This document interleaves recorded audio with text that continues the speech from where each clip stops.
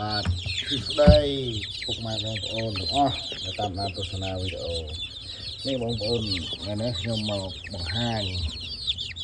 ពីសុខភាពមន់បន្ទាប់ពីយើងធ្វើការកាត់ស្លាបវិញណាបងប្អូនខ្ញុំបង្ហាញលើមុនរាប់មកដល់ពេលនេះគឺបានរយៈពេល7ថ្ងៃហើយ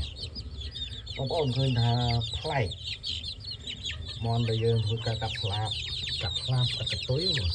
វាស្ទុះលឿនហ្មងប្លែកមែនតើ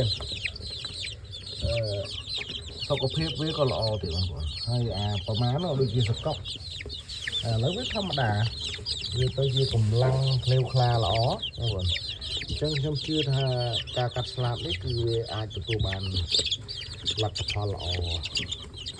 មកផ្នែកដែរគ្រាន់បើដែរបងប្អូនវាជាកត្តារួមផ្សំដែរវាជាបច្ចេកទេសមួយដែលយើងគួរតែអនុវត្តតែនេះយើងដូចជម្រាបជូនបងប្អូនអញ្ចឹងយើងចិញ្ចឹម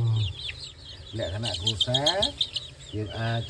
ធ្វើបានងាយអញ្ចឹងបងប្អូនយើងកាត់ស្លាបកាត់អីទៅងាយមន់យើងវាចំនួនតិចក្បាលហ្នឹងណា100 200ក្បាលប៉ុន្តែបើគេលក្ខណៈខ្នាតកសិដ្ឋានខ្នាតធំនេះអាហ្នឹងមិនដឹងថាគេយ៉ាងម៉េចដែរបងប្អូនអាហ្នឹងវាអាចពិបាកអញ្ចឹងណាតែសម្រាប់យើងលក្ខណៈគ្រួសារធ្វើតាមវិធីសាស្ត្រហ្នឹងទៅបងប្អូនគឺធ្វើឲ្យមន់យើងមានសុខភាពលូតលាស់ល្អបងប្អូននេះខ្លះស្ទុះមែនតើហើយមកកម្លាំងមួយហើយស្លាប់វាចប់ដោះវិញទៀតបានរយៈពេល7ថ្ងៃហ្នឹងហើយបងប្អូនគាត់មកបង្ហាញពីលទ្ធផលនៃការ